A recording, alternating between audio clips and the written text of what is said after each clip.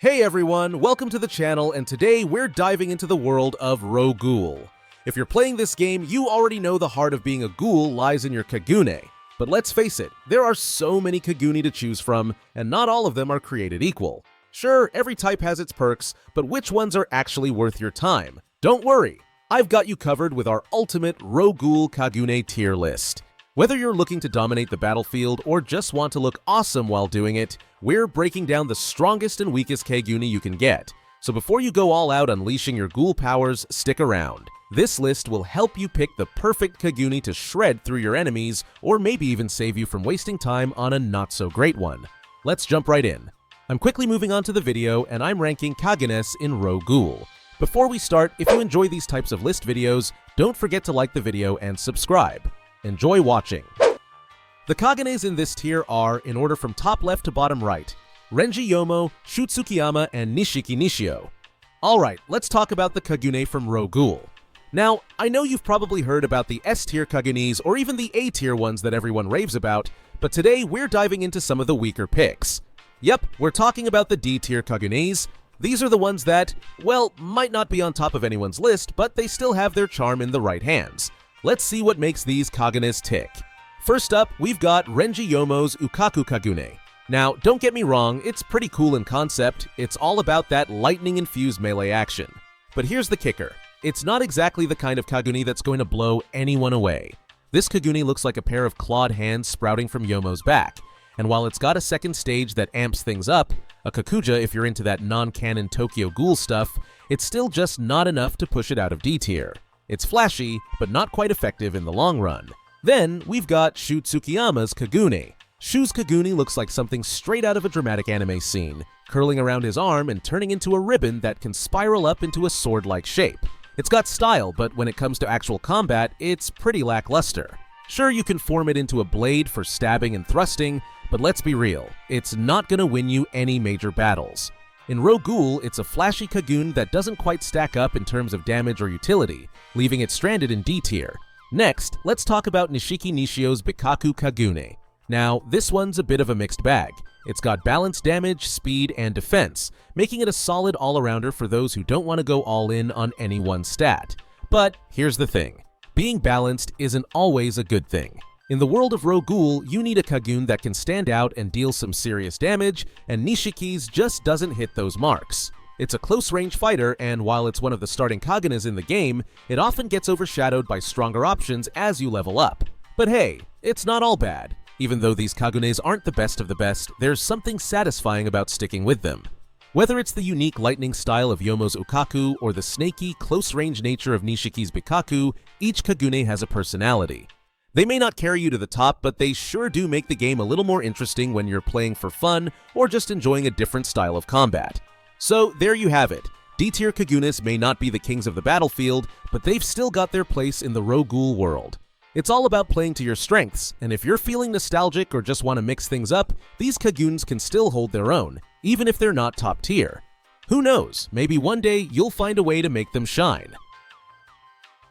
The Kagunes in this tier are, in order from top left to bottom right, Kakukong and Kutaru Amon. Alright, let's dive into some of the Kagune you really should avoid in Ro-Ghoul. I'm talking about the ones that just don't measure up to the competition, even though they have their own unique traits. Trust me, there are definitely better options out there. First up, we've got Kakukong. Now, Kakukong is based on the King Kong Kaiju. Yes, you heard that right. While the whole giant gorilla concept sounds cool, it doesn't quite deliver on the gameplay front. Sure, its Kakuja transforms you into this massive gorilla with big hands and a lot of brute force for hand-to-hand combat. But when it comes to raw effectiveness in battle, Kakukong's big size makes it a bit sluggish and leaves you open for attacks. There's just too many other Kagune that offer better mobility and damage for your investment. Then we have Kutaru Amon, which is a bit more interesting but still falls short. This Kagune goes through 3 stages, and if you're a fan of Amon from Tokyo Ghoul, you might be tempted to give it a try. His first form is a nod to his past as a CCG investigator, kind of like an upgraded Quink, but it doesn't really pack the punch you'd expect. The second stage of his Kakuja starts resembling Ito's second form, and it's not bad, definitely looks intimidating. But again, when you compare it to other Kagune, it just doesn't stack up in terms of speed or power. And that third form? It's just too slow and unwieldy for my liking. It's like a humanoid version of Ito's final Kakuja, but it doesn't hit nearly as hard.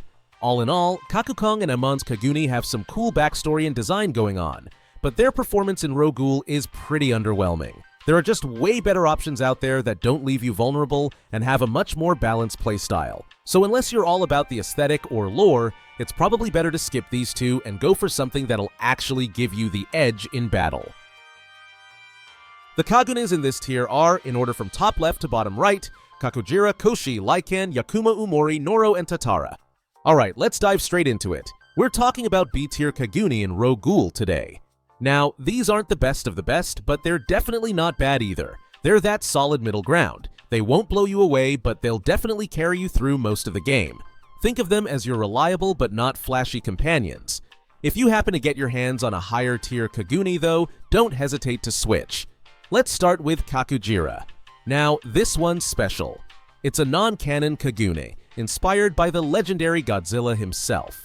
It's a kaiju-themed Kagune that turns the user into this giant reptilian creature. Imagine walking around as a mini Godzilla. Pretty awesome, right? The Kakuja form takes things even further, turning you into a monstrous, scaled beast that makes every fight feel like an epic showdown. It's fun, but it's not the strongest option out there. Next up is Koshi. This one's an OC Kagune created for Halloween. Yep, you heard that right. Halloween! It's not from the original Tokyo Ghoul lore, but it definitely holds its own. The structure of Koshi's Kagune is based on spinal vertebrae, with ribs attached to each segment. It's got a creepy vibe, and that Halloween charm makes it stand out, but overall, it's a bit more niche in its use. Then there's Lycan. Now, Lycan's an interesting one. Added to Ro-Ghoul during Halloween 2020, this Kagune has 2 stages, and a Kakuja that's straight out of a werewolf's dream. The coolest part? It can stand on 2 legs like a human, or drop down and run on all 4s, making it versatile and unique. The Kakuja form, with its werewolf-like features, is one of the most distinctive in the game, giving you a little more flair while fighting. Not the top dog in terms of power, but definitely one to consider for style points. Let's talk about Yakumo Umori, better known as Jason. His Rinkaku Kagune is a bit of an oddball. Instead of the usual 1 tail, Yakumo has 2, and they're covered in spikes. This Kagune excels in close combat, perfect for those who like to get up close and personal. The first stage of Yakumo's Kagune lets you grab your opponent and close the distance quickly with a dash. The Kakuja form goes all in with grabs and punches that immobilize your enemies while dealing heavy damage. It's a brutal close-range weapon for sure. Now we have Noro. This one's a bit on the weird side, with its Bikaku Kagune that looks like a giant worm with a mouth at the end. What's crazy about Noro's Kagune is that it can consume food to heal the user. And if that wasn't enough, the Kakuja form turns into this horrifying mass of mouths and tentacles. It's a bizarre sight, but it's effective in its own way. Definitely not for the faint of heart. Let's move on to Tatara. This guy's got a unique Bikaku Kagune that resembles a tail, and he's got one of the coolest Kakuja abilities in the game. Tatara's Kagune gives him pseudo-pyrokinesis, meaning he can control fire to some extent. It's a pretty wild ability, especially considering he's the only known ghoul in the Tokyo Ghoul universe with this power. It adds some nice versatility to his moveset, but the Kagune itself isn't the highest tier when it comes to raw strength. And there you have it, folks. These B-tier Kagune aren't the flashiest or the strongest, but they sure have their moments.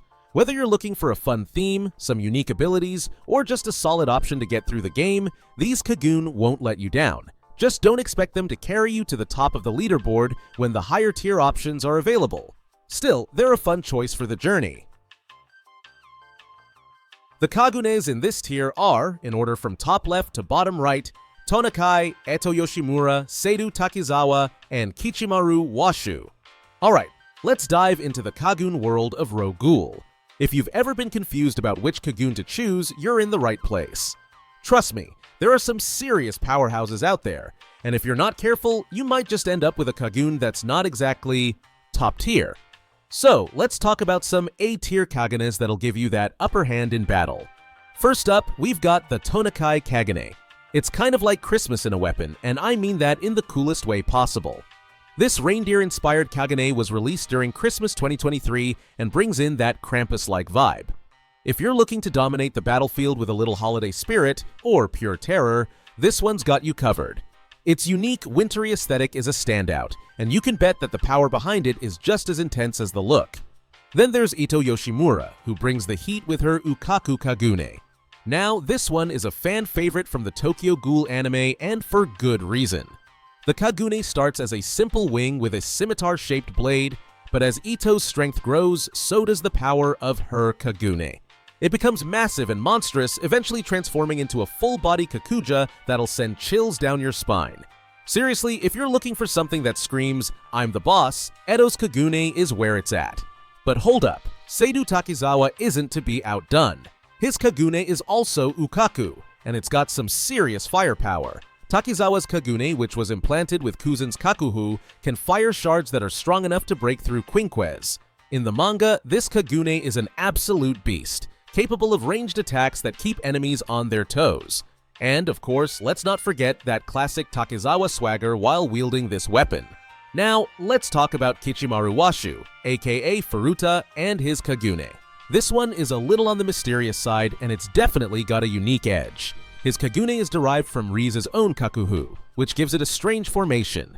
The first stage of the Kagune has a massive eye sprouting from it. Yes, you heard me right. It's not your typical Kagune, but that's exactly what makes it so special. It's versatile, with the ability to manipulate enemies into certain positions, and has a solid range to back it up. So yeah, these Kagunes are all about control. Whether it's manipulating the battlefield or straight up dominating your opponent with power, each one brings something different to the table. So, next time you're trying to decide which Kagune to use, remember, these A-tier monsters are the ones that'll make you feel like you're the true ghoul in charge. The Kagunes in this tier are, in order from top left to bottom right, Hinami Fueguchi, Tuka Kirishima, and Ken Kaneki. Alright, let's dive into one of the most exciting parts of Ro-Ghoul, the Kagune. These are the lifeblood of the game, and today we're talking about the absolute cream of the crop, the S-tier Kagunes. If you want to be a true powerhouse in the game, these are the ones you'll want to get your hands on. First up, let's talk about Kaneki's Kagune. Unsurprisingly, the main character's Kagune makes it into S-tier, but it's not just because he's the main character. Kaneki's Kagune is built for devastating close-range combat. It starts off with several incomplete stages, evolving into a modified version of the original Kagune. The real kicker here? It originally belonged to Rize Kamishiro before Kaneki's tragic encounter with the Steel Beam.